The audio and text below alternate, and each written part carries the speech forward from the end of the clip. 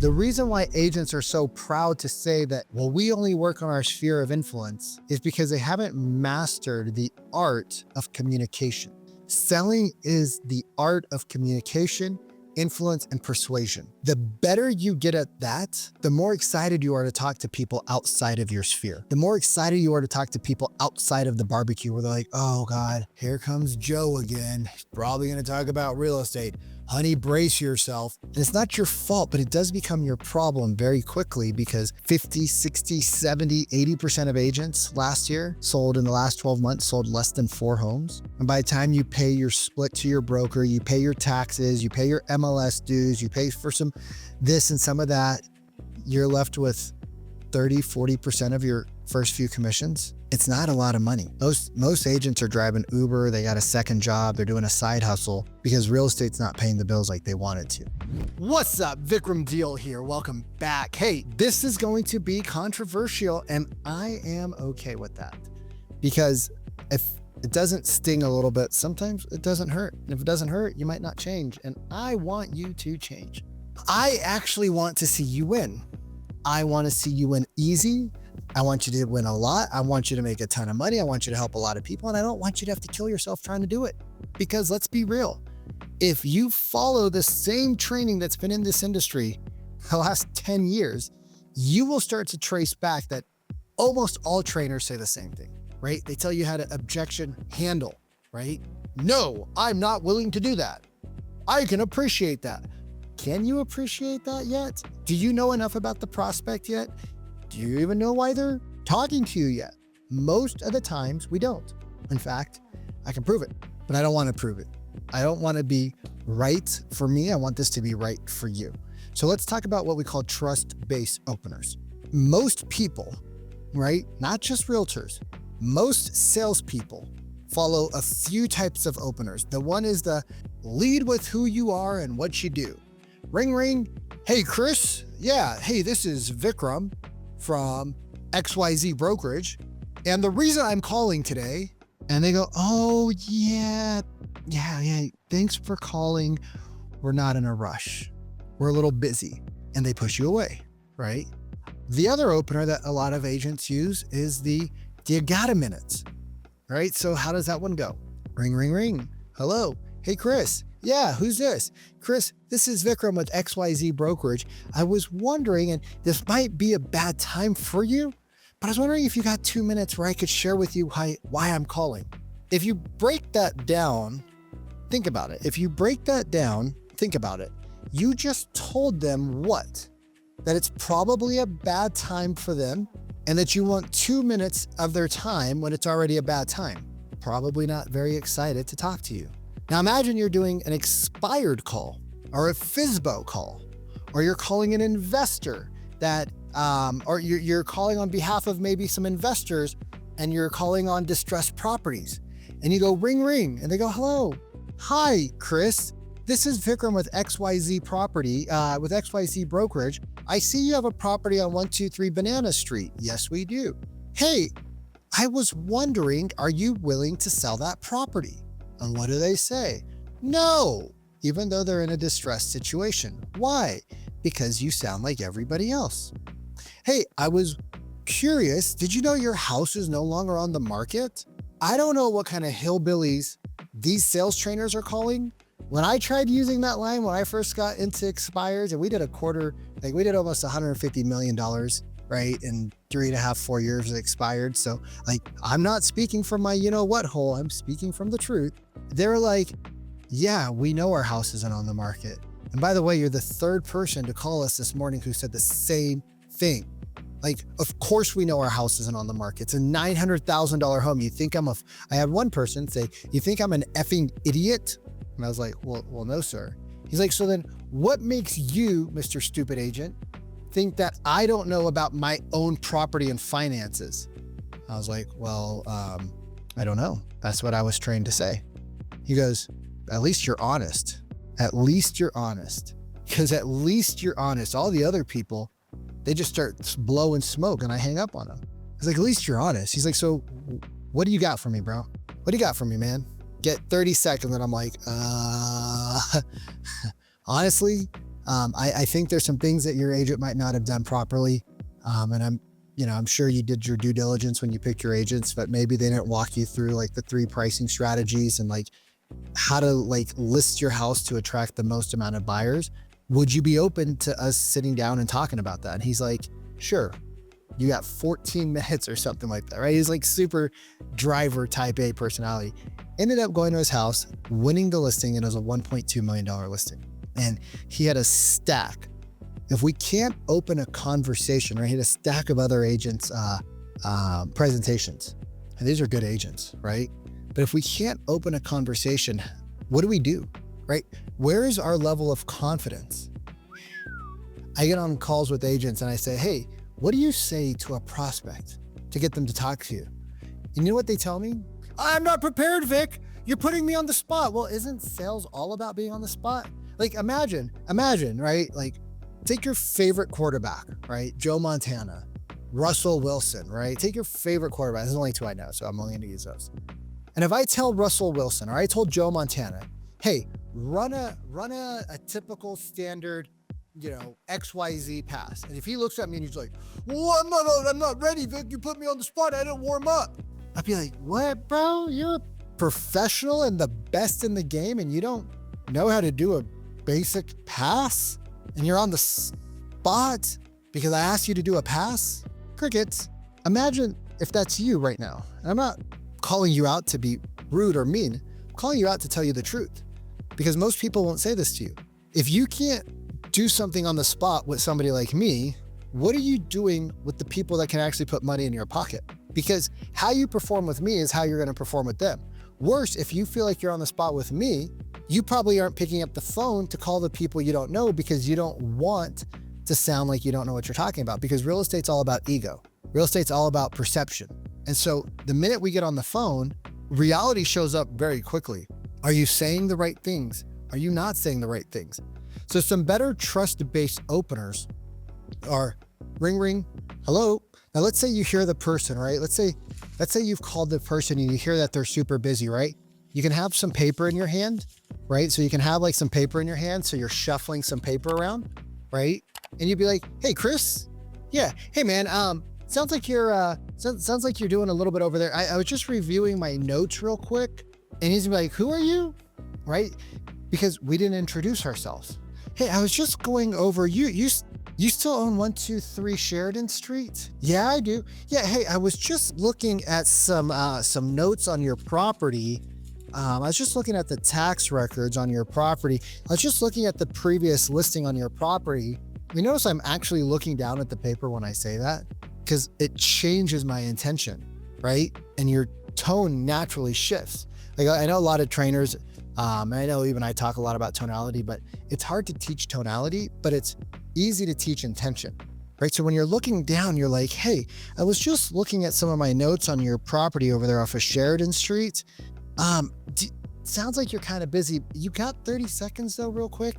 Yeah, what's up? Who are you? Oh yeah, hey, I'm just Vikram Deol here. It looks like your property, my God, it looks like do you still own it? Yeah, we do. Okay, and you guys are trying to sell it for the last 6 months? Yeah, we were. And this home feeds to the blank and a blank to blank school district, right? Yeah, and it didn't sell? No, wait, why are you calling me again? Right, do you see like how we can get the person? Oh, I apologize. I am a local agent. I have a couple of buyers that are looking to get into this neighborhood possibly. I saw your house was on the market, but it didn't sell. Curious, like what's making you even wanting to move in the first place? And they're going to pattern interrupt. They're going to forget about everything. They're going to have a conversation with you, and then you can go in and decide what you want to do. Do you want to book an appointment? Do you want to book a showing, right? What's your goal? What's your game? But if you say things like, I'm the #1 agent in the neighborhood, and it's my job to know about all the properties for my buyers that I'm potentially working with, where the F were you last week when their house was on the market? Because if you're the neighborhood expert, shouldn't you know about the neighborhood properties for sale? Doesn't that make sense? Do you see how we lose trust by we're following blindly the person in front of us? If you're talking to an open house lead, right? Open house, if you can't book appointments directly live from an open house when you have people in front of you, I am shocked because it's the easiest thing to do. If you say you're good in front of people, this is why real estate, right? Salespeople are hated. Vic, I'm really good when I'm in front of people. Awesome. How many open houses are you doing a month? 3 to 4. Awesome. How many people come into each open house? Average 4, 5, 7 more? No, about average 5. So 20 people a month, right? How many of those people have you put into contract? Well, they're coming to an open house. You don't get people hotter than walking into your storefront. If you can't convert them, that means you suck at selling. Just being brutally honest here, because I want you to win. If somebody is in front of you, like I walked into a store here today in Columbia, wanted to buy a freezer to put an ice bath on my balcony. Looked at the freezers that they had on the floor. They were too small. So I went to the sales guy. Now the sales guy didn't sell me anything. You know what he did? He gave me the mouse and he said, you scroll. Didn't ask me a single question. Didn't ask me why I needed a freezer. Didn't ask me why I wanted a certain size. Didn't ask me about price. Didn't ask me about anything. He said, here's a mouse, you scroll. You see something you like, let me know and I'll write it up for you. Okay. Probably could have sold me a lot more stuff if he asked me questions, but he didn't. So I bought my freezer and I left. He didn't do anything. He didn't deserve a commission. He was standing there. I had to go find him. If you can't book an appointment from an open house using the game plan frame and getting an overarching goal, then stop doing open houses because you're wasting your time. Our clients are booking 2 to 3 appointments per open house. Like follow-up is great. It's awesome. It's also kind of weak because if you're belly to belly and you're good in person, how did you not book appointments there? So, but let's say, you got a couple, but you couldn't get everybody. So you're calling somebody, right? Maybe you got busy. You couldn't talk to the people on the way out. Their kids started puking and barfing in the car and they had to leave, right? You can't talk to them. What do you say when you call them back? Are you going to say, ring, ring. Hey, Vikram, my name's Bob. We met at my open house. Remember? And they're going to go, oh yeah, no, I don't really remember. Yeah, no worries. And they go, oh, I'm busy. Can you call me back later? Sure. When should I call you back? Probably half past never because I'm going to block your call. And that's why we don't like to follow up with people because they always say the same thing. They say they're not interested. They're just looking. They just started or they have an agent. Or we ask them questions. My favorite thing is when I talk to agents, well, Vic, I do open houses, but 80% of the people have an agent in there. Really? So they walk into the open house because I trained my clients, right? When my clients worked with me, I said, when you go into an open house, the agent's going to start asking you a bunch of questions. Simply deny to answer the questions and say this. My name is blah, blah, blah. I'm working with Vikram Diol of this brokerage. If you have any questions, I will give him feedback on the property. I will give him feedback. You can call him and talk to him. And you know what the average agent's going to say? Oh, okay, great. That's awesome. Enjoy the house. But most agents aren't like me. They didn't teach their client to walk into an open house and state their name and even give them a business card. I used to give all my clients business cards. Why? Because it solidified I was their agent. And I would tell them exactly what to do. When you go to an open house, do this, this, and this with the business card. Here's the thing. The other thing it does is it puts your name outside in an open house in somebody else's open house. And if there's other people listening, they might ask that person, hey, you like your agent? Oh, we love Vikram. What do you like about him? Blah, blah, blah, blah, blah. Do you happen to have his information? Yeah, sure. You guys, we'd get referrals from people because of that. Okay, anyways, I digress. So you do an open house, right? And you're calling the person back. You guys stop asking inside of an open house if the person has an agent because they're going to say yes. They're going to say yes. Are you working with an agent? Yes. Are you pre-approved? No, we're not in a rush. It's the same answer every time. When you call somebody back, you're going to go ring, ring. Hey, Vic. Yeah, hey, this is just Chris. We met a couple weeks ago at the open house, 123 Sheridan Street. We were the ones that had that really cool office with the plant wall and all the cool colors and that blacked out office with the cool like self-help notes. Oh yeah. And they're going to go immediately they're going to say something like, yeah, that was a great house, but because what do most agents ask for? They want feedback on the property. If they were interested in the property, you would know by now, right? Especially in the markets like which are busy, where properties are selling in 2, 3, 4 weeks, you would know if it's 2 weeks that have passed if they were interested. So they're not interested in the property. So why don't we stop focusing on the property feedback, especially if you're not the agent? Like if you're not the agent, why would you care about the property feedback?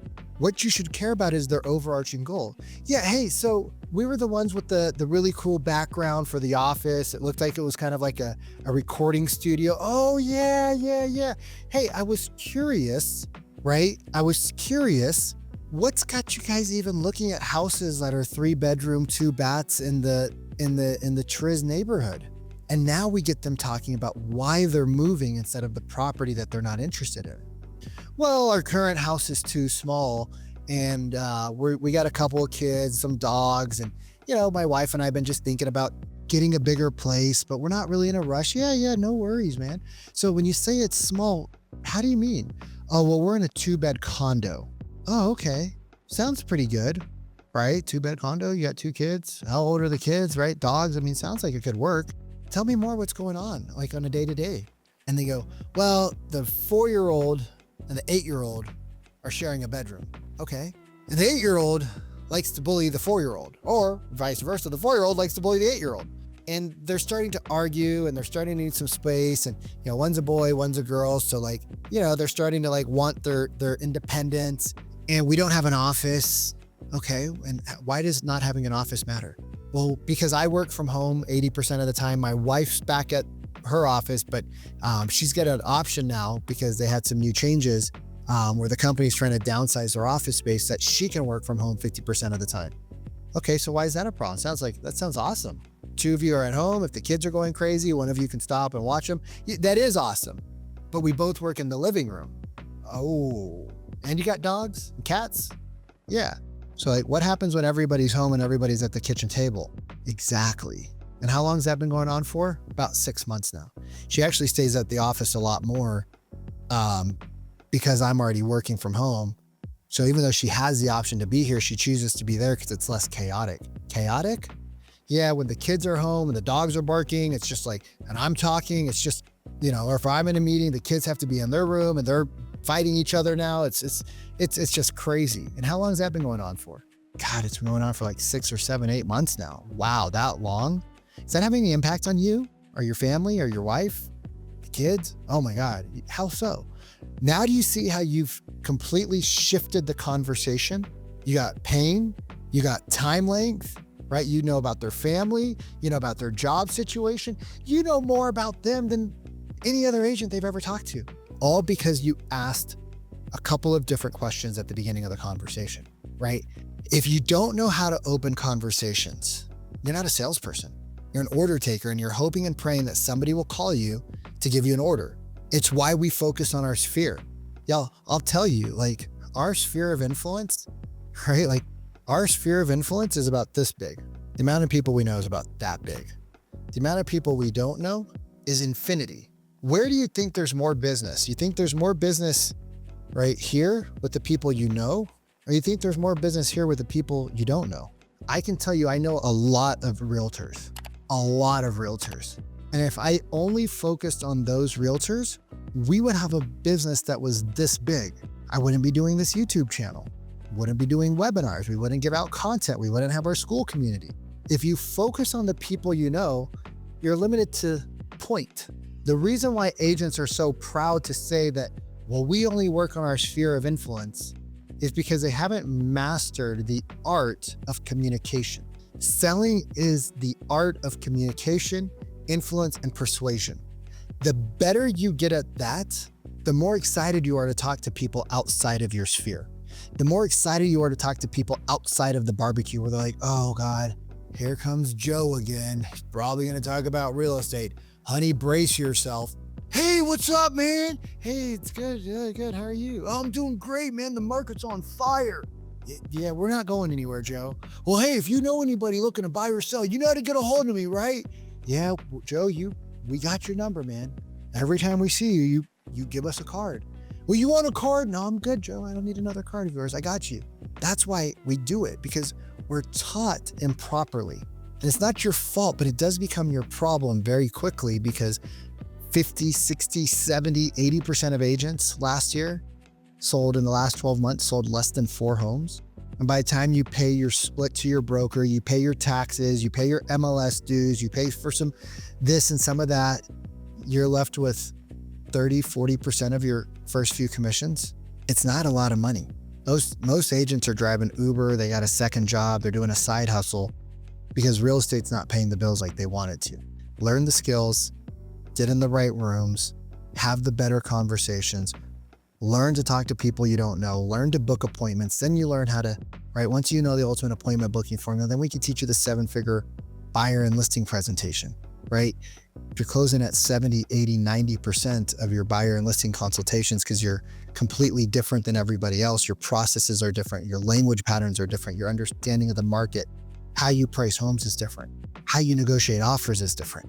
Well, now you start doing 2, 3, 4, 5 extra deals a month, and life becomes very exciting very fast. But if you keep doing the same thing, having the same conversations, you get more of what you get.